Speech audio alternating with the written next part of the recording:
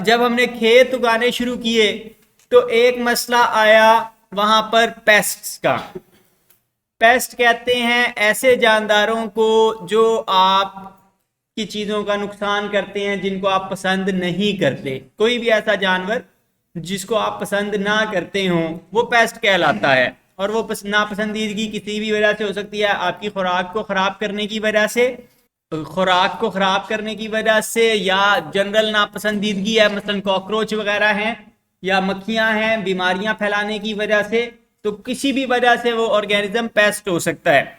तो हमारी खुराक का एक बड़ा हिस्सा पेस्ट्स खा जाते हैं और ये एक बड़ी सीरियस प्रॉब्लम बन गई।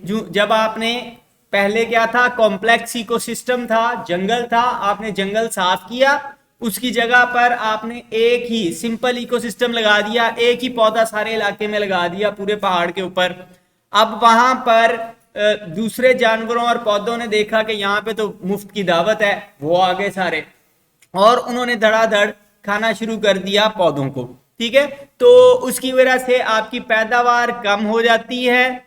तो हल केमिस्ट्री ने आपको यह दिया कि क्यों ना जहरीले केमिकल्स का स्प्रे कर दिया जाए।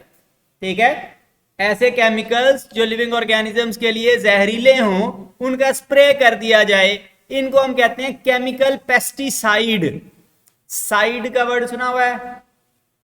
वो अद्वियात होती हैं जो कीड़ों को मारती हैं। साइड का मतलब होता है, साइड आपने सुना हुआ है सुसाइड में, सू का मतलब खुद और साइड मारना। ठीक है, तो पेस्टिसाइड जो पेस्ट को मारती हैं, ठीक है, हार्मफुल या टॉक्सिक केमिकल्स हैं जिनकी इतनी मिकदार डाली जाए कि उससे छोटे जानवर मर जाए, बड़े जानवर ना मरें।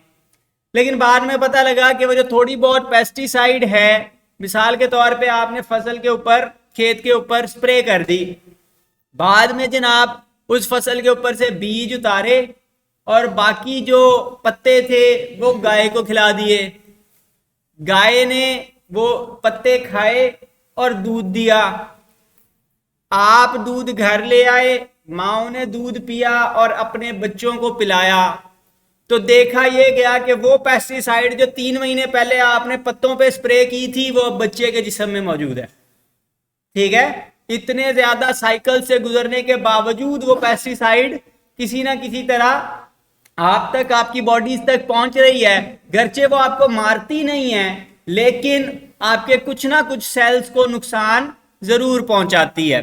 तो ये एनवायरमेंटल पोल्यूशन का बाइस बन रही हैं, हमारे लिए नुकसानदेह हैं, एनवायरमेंट को डिग्रेड कर रही हैं। साथ ही साथ इंसेक्ट्स में इनके खिलाफ रेजिस्टेंस आ गई, इंसेक्ट ढीठ हो गए, उनको पता लग गया कि भाई ये इस तरह हमें मार रहे हैं, तो उन्होंने उससे बचने के रास्ते निकाल लिए या उनकी सिलेक्शन हो गई। जिस तरह हमने वहां पे देखा था, आप बार बार जनाब एक खास किस्म की चीज को मारते जाएं तो दूसरी चीज ज्यादा हो जाएगी। तो इसी तरह पॉपुलेशन में से आपने पेस्टिसाइड के जरिए से मारना शुरू कर दिया, तो जो बगैर पेस्ट, जो ऐसे अगर कुछ चंद एक वहां पे ढीठ थे तो अब वहां पर ज्यादा ढीठ वाले कीड़े मकोड़े आ गए।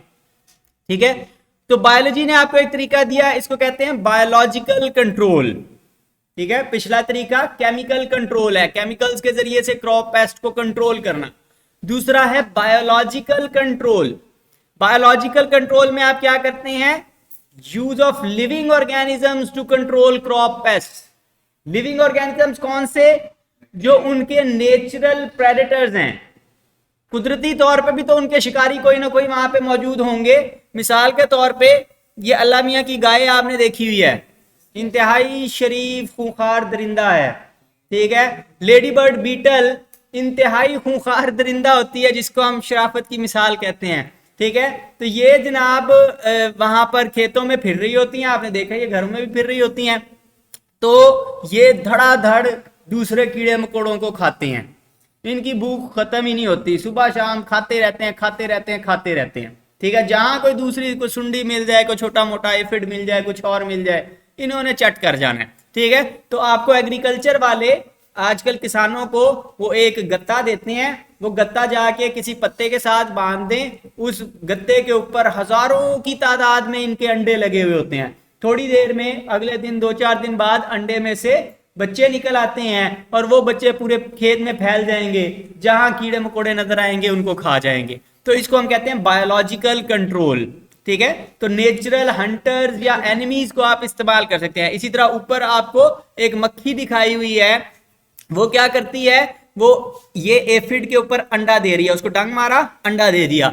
अब जब अंडा दिया तो वो ज़ॉम्बी बन गया, उसके अंदर से मक्खी का बच्चा निकला, अंदर अंदर से उसको खा के और फिर उसको मार के बाहर निकल आया। अब एक मक्खी ने सैकड़ों अंडे देने हैं, इसका मतलब है कि वो सैकड़ों एफिड्स को, नुकसान पहुंचाने वाले कीड़ों को मार सकती है अपने लाइफ साइकिल में। और फिर वो जो सैकड़ों बच्चे निकलेंगे वो आगे से 100 को मारेंगे, तो अगली नस्ल में 10,000 एफिड मारे जाएंगे और इस तरह ये साइकिल चलता जाएगा, बढ़ता जाएगा, जब तक सारे एफिड खत्म नहीं हो जाते या तादाद उनकी अंडर कंट्रोल नहीं आ जाती। ठीक है, तो नेचुरल, या आपने देखा है मकड़ियां होती हैं, तो वो उन्होंने जनाब खेतों के ऊपर जाला बना दिया, अब जो कीड़ा आएगा उसमें आके फंस जाएगा, जो कीड़ा आएगा उसमें आके फंस जाएगा। तो इस तरह आप नेचुरल एनिमीज को इस्तेमाल कर सकते हैं दरख्तों को या पौधों को नुकसान पहुंचाने वाले कीड़े मकोड़ों से बचाने के लिए।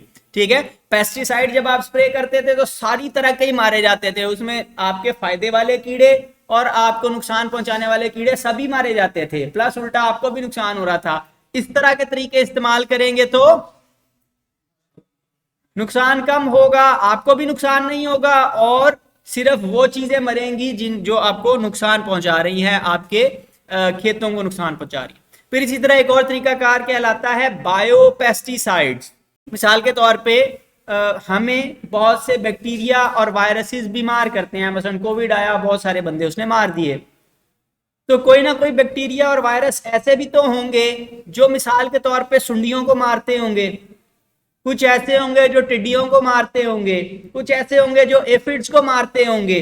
ठीक है, उनको भी मार करते होंगे, उनको भी पेचिश लग जाती होगी, उनको भी दूसरे मसले मसाइल हो सकते हैं। ठीक है, तो ऐसे बैक्टीरिया और वायरस इकट्ठे कर लें जो स्पेसिफिकली आपके टारगेट ऑर्गेनिज्म को मारते हों, किसी दूसरे को बीमार ना कर सके। मसलन हमारे जो वायरस हैं वो अमूमन कीड़े मकोड़ों को बीमार नहीं करते। ठीक है, हमारे वायरसेस गाय बकरियों को बीमार नहीं करते, गाय बकरियों के वायरसेस हमें बीमार नहीं करते, तो वो मखसूस वायरसेस हैं जो मखसूस किस्म के जानवरों को नुकसान पहुंचाते हैं। तो आप ऐसे वायरस और बैक्टीरिया इकट्ठे कर लें और उनको खेत में स्प्रे कर दें, वो खुराक के जरिए आप तक पहुंच भी जाएं तो आपका कुछ नहीं बिगड़ेगा। मतलब जिस तरह पेस्टिसाइड आपको नुकसान पहुंचा रही थी, वैसे उसको खाने से नुकसान नहीं होगा, लेकिन वो फिर खेत में जितने कीड़े मकोड़े होंगे उनको मार देगी। तो इनको कहते हैं बायोपेस्टिसाइड्स। तो शुरू में हम केमिकल पेस्टिसाइड्स पे इन्हिसार ज्यादा करते थे, फिर हम बायोलॉजिकल कंट्रोल की तरफ अब आ रहे हैं आहिस्ता आहिस्ता, और एक और नई टेक्निक है बायोपेस्टिसाइड्स की, उनको भी इस्तेमाल किया जा सकता है। और फिर आजकल जोर दिया जाता है इंटीग्रेटेड पेस्ट मैनेजमेंट पे। पेस्ट मैनेजमेंट यानी पेस्ट को मैनेज करना, कंट्रोल करना, उनकी तादाद को कम रखना। इंटीग्रेटेड मिली जुली चीजों को जोड़कर, इंटीग्रेशन कहते हैं जहां पे चीजें आपस में मिल रही हों। तो इंटीग्रेटेड पेस्ट मैनेजमेंट, जिसमें किसी एक तकनीक के ऊपर इन्हिसार ना किया जाए, बल्कि 2-3 मुख्तलिफ तरीके इस्तेमाल किए जाएं पेस्ट को कंट्रोल करने के लिए। एक ही तरीका इस्तेमाल करेंगे, मसलन खाली स्प्रे करते रहेंगे, तो पेस्ट को पता लग जाता है, वो ढीठ होना शुरू हो जाता है, रेजिस्टेंट हो जाता है वक्त के साथ साथ।